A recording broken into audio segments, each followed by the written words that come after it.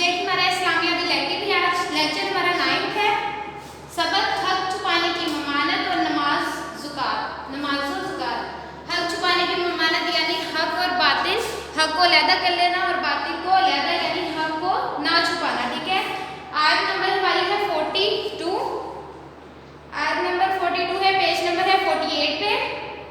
और हक और बातिल से ना मिलाओ, जानते बूझते हक को ना छुपाओ। यानी अल्लाह ताला इरशाद फरमा है कि हक और बातिल को तुम जानते हो कि हक क्या है और बातिल क्या है, तो तुम इन दोनों को इकट्ठे ना मिलाओ और जो हक है उसको भी ना छुपाओ और जो बातिल है उसको भी ना छुपाओ। ठीक है।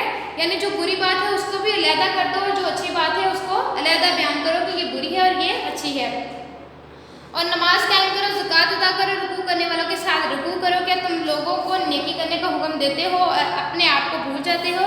यानी अल्लाह ताला ने हमें नमाज और ज़कात का हुक्म दिया है और ये भी हुक्म दिया है कि जब तुम किसी को नेकी की दावत देते हो और नेकी का हुक्म देते हो तो तुम खुद भी करो। यानी ये तुम करते हो कि तुम खुद तो नेकी की दावत देते हो, खुद तो लोगों को कहते हो, नमाज का हुक्म देते हो, ज़कात का हुक्म देते हो, पर खुद अपने आप पर उसे भूल जाते हो। तो ऐसा नहीं करना। और तुम किताब की तिलावत करते हो, क्या तुम समझते नहीं? और सबर नमाज के ज़रिए मदद मांगा करो और बेशक ये ज़रूर भारी है मगर आजिज़ी करने वालों पर भारी नहीं, जो इस बात पर यकीन रखते हो कि बेशक वो अपने रब से मिलने वाले हैं, बेशक वो इसकी तरफ लौटने वाले हैं। यानी जब तुम नेकी का हुक्म देते हो तो अपनी तरफ देख लो कि क्या तुम नेकी, जिस नेकी का हुक्म दे रहे हो वो खुद भी तुम करते हो। और सब्र करो और सब्र के ज़रिए और नमाज के ज़रिए मदद करो, क्योंकि ये बहुत भारी है। यानी और जो परहेज़गार लोग होते हैं उनके लिए बहुत आसान है, जो इस बात का यकीन रखते हो कि हमने अल्लाह ताला के साथ जाके मिलना है। यानी क्या है, जो हमारी जो आखिरत है वो अल्लाह ताला की तरफ यानी पलट के हमें जाना है। ठीक है। सबक है बनी इसराइल पर एहसानात और खौफ आखिरत। यानी जो बनी इसराइल पर एहसानात हुए और उनको खौफ आखिरत में मुब्तला किया गया। ऐ बनी इसराइल, मेरी इस नेमत को याद करो जो मैंने तुम पर इनाम की और मैंने तुम्हें तमाम जहानों पर फजीलत दी। आयत नंबर 47 और 48 है। मैंने नेमत दी और मैंने तुम्हें तमाम जहानों पर फजीलत दी और इस दिन से डरो जब कोई किसी के कुछ काम ना आएगा। यानी क़यामत के दिन से डराया जा रहा है। पहले बनी इसराइल पर जो एहसानात किए गए, जो इन पर इनामात किए गए, उनका जिक्र किया गया है। पहला पॉइंट ये है कि जो अल्लाह ताला बनी इसराइल से फरमा रहा है कि उन्हें एहसानात को याद करो जो मैंने तुम पर किए थे। और जो आखिरत का खौफ है कि जब इस दिन से डरो जब तुम्हारे पास कोई मददगार ना होगा, यानी तुम ना तो तुम्हारे पास कोई सिफारिशी होगा जो तुम्हारी सिफारिश करेगा, जो तुम्हारे गुनाहों को बख्शाएगा और तुम्हें अच्छी जगह भेजेगा, और ना किसी की सिफारिश कबूल की जाएगी और ना फतवा लिया जाएगा और ना ही मदद की जाएगी। यानी आखिरत पे ना ही किसी की सिफारिश की जाएगी, ना फतवा लिया जाएगा और ना ही किसी की तौबा तक कबूल होगी। इसलिए जो पहले है यानी दुनिया में जो हम आए हैं अल्लाह ताला के नाइब बन के, बंदे बनकर इबादत के लिए, तो हमें अल्लाह ताला के बताए हुए रास्ते पर, उसके नबी के बताए हुए रास्ते पर चलकर अल्लाह ताला की और उसके नबी की पैरवी करनी चाहिए। ठीक है। और आखिरत के दिन का खौफ रखना चाहिए कि एक ना एक दिन हमें अल्लाह ताला के सामने जवाबदा होना है। ठीक है। हदीस मुबारक है, हदीस नंबर 19 है। हदीस नंबर 19 है कुदरत खुदाबंदी। हदीस है, रावी बयान करते हैं कि एक दिन नबी करीम सल्लल्लाहु अलैहि वसल्लम के पीछे मैं सवार था। आप सल्लल्लाहु अलैहि वसल्लम ने फरमाया, ऐ लड़की मैं तुझे चंद बातें बताता हूँ। और वो चंद बातें कौन सी हैं?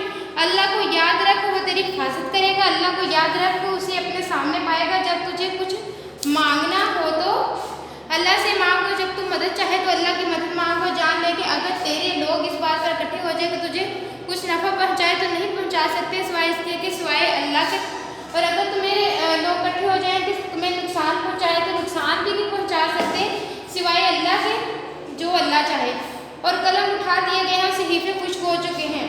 यानी आप सल्लल्लाहु अलैहि वसल्लम ने अपने पीछे लड़के को ये इरशाद फरमाया बैठे हुए सवारी पर कि मैं तुम्हें चंद बातें बताता हूँ कि तुम अल्लाह ताला को याद करोगे तो अल्लाह ताला तुम्हारी हिफाजत करेगा, अल्लाह ताला को याद रखोगे तो अल्लाह ताला तुम्हें याद रखेगा, तुम अल्लाह ताला को अपने सामने पाओगे। और अगर पूरी दुनिया भी इकट्ठी हो जाए तुम्हें नफ़ा पहुँचाने में, तो तब तक नफ़ा नहीं पहुँचा सकते जब तक अल्लाह तुम्हें नफ़ा ना देना चाहे। ठीक है। और अगर पूरी दुनिया नुकसान पहुँचाने पर तुम्हें हो जाए तो तब तक नुकसान नहीं पहुँचा सकते जब तक अल्लाह ना चाहे। ठीक है। یعنی اللہ تعالیٰ جو چاہتا ہے وہی ہوتا ہے، اس لیے کہ قلم جو تقدیر وغیرہ کا سلسلہ ہے وہ پہلے طے ہو چکا ہے، یعنی قلم اٹھا لیے گئے، تقدیر لکھی جا چکی ہے اور جو صحیفہ جو لکھا ہے وہ خشک ہو چکا ہے، ٹھیک ہے۔ اس لیے تبدیلی یعنی تقدیر کو تبدیل کرنے والی کوئی چیز نہیں سوائے دعا کے، ٹھیک ہے۔ حدیث نمبر 20 ہے حیا۔ حیا کے بارے میں ہے حضرت ابو مسعود عقبہ بن عمر انصاری بدری سے روایت ہے کہ رسول صلی اللہ علیہ وسلم نے فرمایا بے شک اس حکمت میں سے جو لوگوں نے سابقہ نبوت کے کلام سے حاصل کی یہ ہے کہ جب تم حیا نہ کرو تو پھر جو چاہے کر لو، یعنی جو پچھلی امتیں گزر گئی ہیں ان کو بھی اور جو آگے آئی ہیں ان کو بھی، یعنی یہ سابقہ تعلیم یعنی جو ملی ہے وہ یہی ہے تعلیم حیا کے بارے میں کہ اگر تمہیں حیا نہ آئے تو تم جو چاہے کر لو، یعنی حیا ایسی چیز ہے جو ہمیں برے کاموں سے روکتی ہے، اور اگر حیا انسان میں نہ ہو تو انسان کے بس میں یعنی جو ہوتا ہے وہ کرتا ہے، ٹھیک ہے، گناہ کی طرف وہ جاتا ہے۔ حدیث نمبر 21 ہے ایمان باللہ، یعنی اللہ تعالیٰ پر ایمان۔ حضرت ابو عمرو سے روایت ہے کہ سفیان بن عبداللہ سے روایت ہے، انہوں نے کہا کہ میں نے عرض کیا اے رسول اللہ صلی اللہ علیہ وسلم مجھے اسلام میں کوئی ایسی بات بتائیے جو میں آپ کے سوا کسی اور سے نہ پوچھوں، تو آپ صلی اللہ علیہ وسلم نے فرمایا کہہ دو کہ میں اللہ پر ایمان لایا پھر اس پر قائم رہوں، یعنی اللہ تعالیٰ پر ایمان لایا پھر اس پر استقامت اختیار کروں، یعنی قائم رہوں اور پھر اس سے نہ پھروں، ٹھیک ہے، یعنی اللہ تعالیٰ کی بتائی ہوئی یعنی ہدایات پر ایمان لایا، یعنی نماز ادا کی، زکوٰۃ کی، حج کیا، روزہ رکھا اور تقدیر پر ایمان رکھا، آخرت کے دن پر ایمان رکھا، موت والے دن پر ایمان رکھا، ٹھیک ہے، یہ چیزیں کیا ہیں اللہ تعالیٰ پر ایمان، فرشتوں پر ایمان، رسولوں پر ایمان، یہ سب کیا ہوتا ہے اللہ تعالیٰ پر ایمان، ٹھیک ہے۔ ان چیزوں پر ایمان لایا تو اللہ تعالیٰ پر ایمان لایا اور اسی پر استقامت اختیار کی یعنی قائم رہا تو وہ اللہ تعالیٰ پر ایمان لانے والا پکا اور سچا مسلمان اور مومن ہے، ٹھیک ہے۔ اوکے اسٹوڈنٹ، آپ نے اچھے سے یہ آیت مبارکہ حدیث مبارکہ یاد کرنی ہو اور ساتھ ان کی جو تشریح ہے سیکسپا ہے وہ بھی اچھے سے آپ لوگوں نے جو بک میں آپ کے لکھی ہوئی ہے وہ بھی اچھے سے یاد